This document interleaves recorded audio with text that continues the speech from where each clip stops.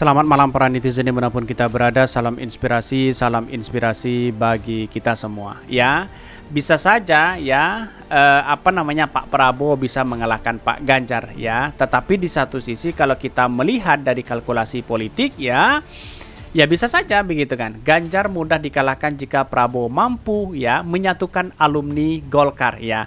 Akankah Golkar akan masuk dan PAN dan Golkar akan masuk ke koalisi KIR begitu? Siapa wakilnya? Kan masih jelas di situ begitu wakilnya siapa begitu ya. Ya, kalau Imin bukan Caimin, Caimin akan beralih ke PDIP. Saya kira seperti itu begitu ya. Tetapi wallahu alam, tetapi melihat dari peristiwa ini Pak Jokowi seolah-olah tidak membayangkan ada Caimin di situ begitu ya. Seolah-olah gimana begitu kan. Tetapi Prabowo ini kalau kita melihat saya kira ada kemenangan besar dan potensi begitu ya.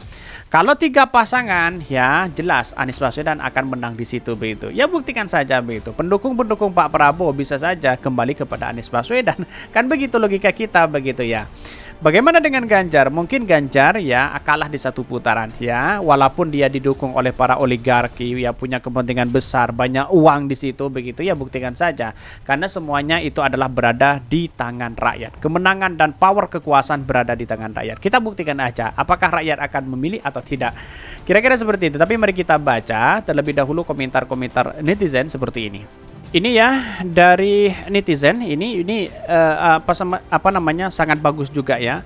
Ganjar mudah dikalahkan jika Prabowo beralih secara total mendukung Anies Baswedan ya. Pertarungan ini bukan untuk 5-10 tahun ke depan tetapi demi mengamankan sumber daya alam Indonesia dari penjajahan besar-besaran oleh keserakahan oligarki. Betul juga begitu ya.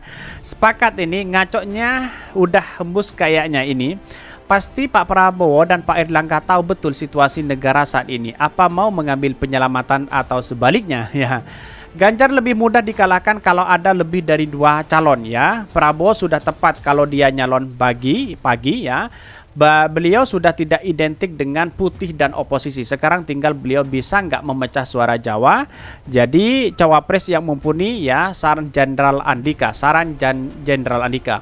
Betul, Nasdem ya output pun kalau Gerindra dukung ARB, insya Allah ARB tetap bisa nyapres ya. Tapi ya memang perlu ya keluasan hati, kerendahan hati Legowo dari PS untuk mau gabung ke KIB ya. Saya juga yakin sebenarnya besar ya mereka yang dulu sakit ya dengan PS pasti juga bersyukur kalau PS dukung ARB. Jadi begini. Bisa saja kalau misal Pak Ganjar jadi lagi, maka apa yang dilakukan oleh Pak Jokowi hari ini bisa saja begitu terjadi begitu kan, menjadi kingmaker capres seperti ini. Kalau Pak Ganjar jadi presiden, bayangkan begitu kan, ya semua partai ya rusak ya, dijadikan sebagai alat politik di situ begitu ya, umpan balik sana sini begitu ya. Ya inilah yang harus kita pikirkan bersama. Ini bukan soal 5 tahun 10 tahun, bayangkan ini soal sumber daya alam begitu ya. P3 dan PAN gak bakalan gabung. Mereka lebih condong ikut PDIP. Terlebih Sandiaga Uno sudah kepasti ya ke P3 dan bahkan calon kuat jadi cawapres Ganjar. Sedangkan PAN memang tersandra Jokowi ya. Paling logis ya jika bisa melobi koalisi perubahan untuk bersatu ya. Menunggu cinta Prabowo kepada rakyat, bangsa dan negara Republik Indonesia bukan pada oligarki. Tetapi kalau gabung ke koalisi perubahan, apakah Pak Prabowo mau menjadi wakilnya Anies Baswedan? Kan begitu logikanya begitu. Saya kira kalau lobby-lobby politiknya seperti ini, Pak Prabowo menjadi wakil ya bisa saja akan kemenangan terbesar di situ begitu ya. Kalau dibalik saya kira tidak mungkin Anies menjadi wakil begitu. Yup, karena skenario Taipan dan oligarki sudah menekan sini nih ya untuk calon GP dan Sandiaga wakil Puan tidak akan diganggu oleh kepemilihan menjaga ketum partai. Taipan tidak suka dengan PS ya karena para Taipan tidak mau membisnisnya diganggu.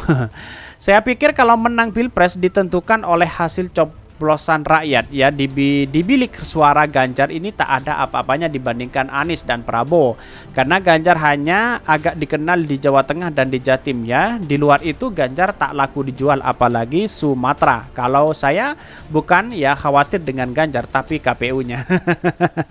Ya kita awasi bersama-sama kan begitu logika kita begitu. Ketua parpol ya yang berkoalisi dengan rezim nggak bakalan mau estafet kekuasaan dari luar lingkaran mereka. IKN merupakan mega proyek mereka begitu ya. Itu kalau Prabowo yang cerdas ya, tapi kalau masih gampang dikerjai lembaga survei bakalan maju jadi capres ya, ambiar. Ini banyak sekali pro dan kontra begitu ya. Kalau memang untuk kepentingan negara, kenapa nggak minta Pak Anies ya Legowo jadi wakil presiden untuk kepentingan negara? Harusnya nggak masalah untuk mengalahkannya. Saya kira koalisi perubahan tetap maju di situ begitu ya. Tetapi mari kita baca terlebih dahulu beritanya seperti ini. Ini beritanya, Ganjar mudah dikalahkan jika Prabowo mampu menyatukan alumni Golkar ya, dikutip dari Gelora ya. Manuver politik Ketua Umum Partai Gerindra Prabowo Subianto ke elit Partai Golkar diyakini sebagai upaya membangun kekuatan melawan PDP Perjuangan yang sudah mendeklarasikan Ganjar Pranowo sebagai calon wakil presiden di 2024. Kekuatan tersebut bisa terwujud melalui gabungan Koalisi Kebangkitan Indonesia Raya KKIR dan Koalisi Indonesia Bersatu KIB dalam wadah koalisi besar. Bahkan Prabowo bisa juga ya jadi sedang penjajakan koalisi dengan Golkar untuk melakukan perlawanan terhadap jagoan PDIP yang beberapa waktu yang lalu dideklarasikan, ujar Direktur Pusat Riset Politik ya, Hukum dan Kebijakan Indonesia PRPHKI Saiful Anam ya kepada kantor berita politik RMOL. Akademisi Universitas Syahid Jakarta ini meyakini jika KKIR terdiri dari Partai Gerindra dan PKB bersatu dengan Golkar, PAN dan P3 dalam KIB, maka akan menjadi kekuatan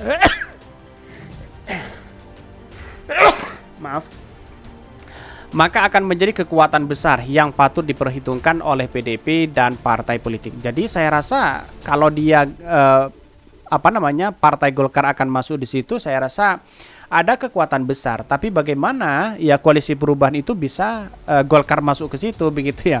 Tetapi saya rasa jauh ke koalisi perubahan ya, pasti kepada Pak Prabowo begitu ya.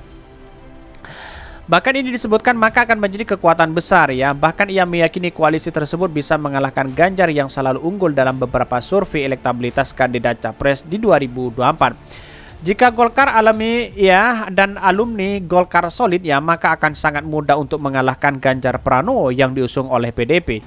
Ini dapat dilihat peta kekuatan Golkar saat Orde Baru dan awal reformasi yang masih dapat memenangkan pemilu, pungkas Saiful. Ini menunjukkan yang sebenarnya terjadi dalam tatanan demokrasi kita begitu ya, ketika Golkar dengan Gerindra lalu kemudian bersatu, itu sebenarnya punya kekuatan besar, tapi ada kelemahan di situ begitu kan ya, ketika Caimin lalu kemudian mendukung PDIP begitu ya. Tetapi bagaimana caranya PKB itu ya harus dukung ya harus menjadi wakil, kan itu yang menjadi prioritas dari dari Caimin begitu. Walaupun elektabilitas dan popularitasnya sangat rendah begitu kan, ya kalau menurut saya pribadi jangan dipaksakan juga begitu kan. Tetapi melihat masa dari PKB wah sangat besar sekali begitu ya. Jadi kemungkinan besar ya Prabowo Muhaimin bisa saja terjadi begitu kan ya, ketika Partai Golkar legowo ya kepada ini semuanya begitu. Tetapi ketika melihat politik kita kan masih dinamis, bisa saja Pak Prabowo menjadi wakilnya begitu, atau menjadi wakilnya Anies Baswedan, atau bisa saja menjadi wakilnya Pak Ganjar. Kira-kira seperti itu begitu. Ini sangat menarik sekali ya. Oke, mungkin itu yang kami sampaikan. Tonton terus channel Khodari Podcast Rakyat ini karena ada berita-berita menarik dan viral setiap harinya. Salam para netizen, salam inspirasi bagi kita semua. Jangan lupa di subscribe channel YouTube Khodari Podcast Rakyat ini.